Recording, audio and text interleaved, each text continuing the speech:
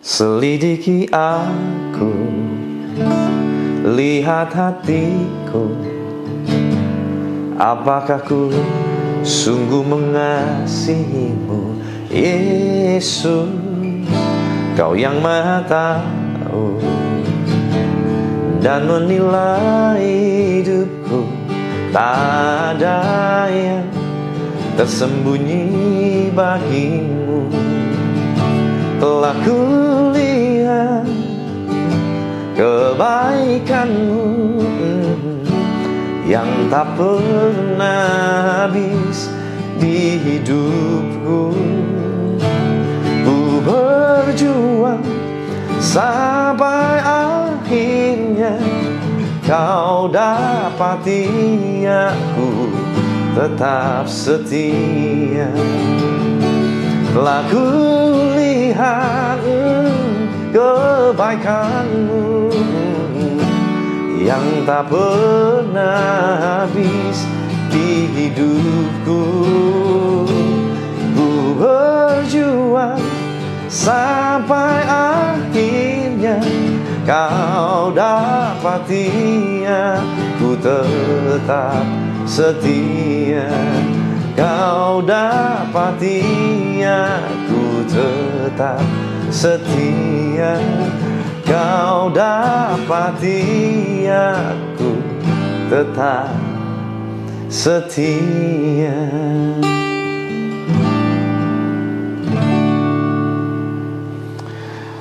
Shalom saudara, hari ini kita akan sama-sama belajar satu topik firman Tuhan yang saya beri judul adalah sunat hati. Ini banyak kali jadi pertanyaan ya, apa sih yang dimaksud dengan sunat hati? Dan kalimat ini sering banget disebutkan sama Rasul Paulus, saudara ya. Coba kita lihat dulu sunat itu apa. Yosua pasal 5 ayat 8, setelah seluruh bangsa itu selesai disunat, maka tinggallah mereka di tempatnya masing-masing di perkemahan itu sampai mereka sembuh. Saudara perhatikan kata sampai mereka sembuh. Nah saudara, sunat pada zaman itu ya, pada khususnya untuk orang-orang Israel dari sejak zaman Abraham adalah lambang perjanjian Tuhan dengan Abraham dan keturunannya. Dan saat keluar dari Mesir, orang-orang yang lahir di padang gurun itu rata-rata belum disunat, saudara ya, karena di Mesir tidak ada kebudayaan untuk disunat.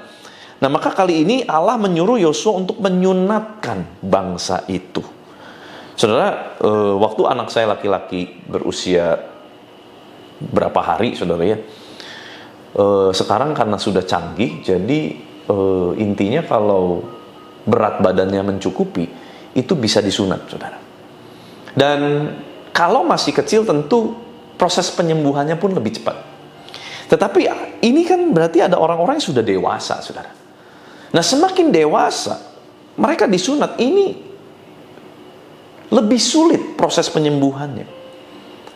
Maka dari itu di sini dikatakan mereka harus tinggal di perkemahan itu sampai mereka sembuh. Dan tentu setiap orang berbeda-beda. Masa pemulihannya, masa kesembuhannya berbeda-beda. Nah saudara, kalau kita bicara mengenai sunat hati, zaman sekarang ini bukan lagi seperti zaman dulu ya.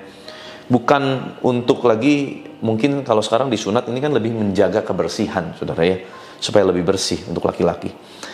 Tetapi yang kita perlu perhatikan, firman Tuhan mengajar kita ini bukan bicara sunat fisik, tetapi sunat hati.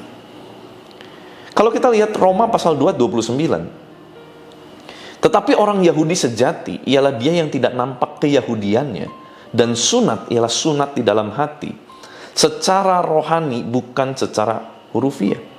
Maka pujian baginya datang bukan dari manusia, melainkan dari Allah. Loh, kenapa? Sunat hati ini justru mendatangkan pujian bukan dari manusia, tetapi dari Allah. Nah, kita kembali kepada kitab Yosua tadi. Setelah orang-orang disunat, mereka luka. Tinggallah mereka masing-masing di kemah. Nah, saudara, kata kemah di sini menggunakan kata makane dalam bahasa Ibrani, yang artinya adalah tempat kumpulan kemah para tentara, tempat pelatihan. Satu pewahyuan Tuhan berikan pada hari ini, saudara. Saat kita disunat hati, ini tentu nggak enak.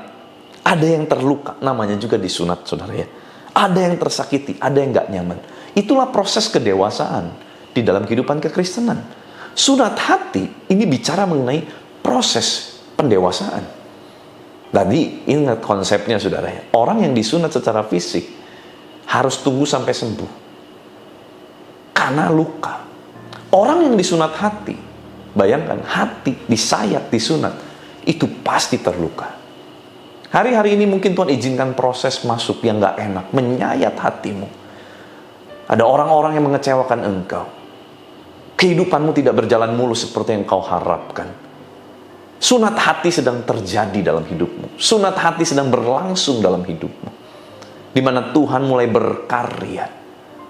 Tuhan mau supaya kita betul-betul disempurnakan. Karena bicara mengenai kehidupan kekristenan, kita nggak bisa lepas dari namanya proses hati. Proses ujian hati. Nah saudara, kalau bicara kepada kemah, hati yang terluka, kemah adalah tempat pelatihan.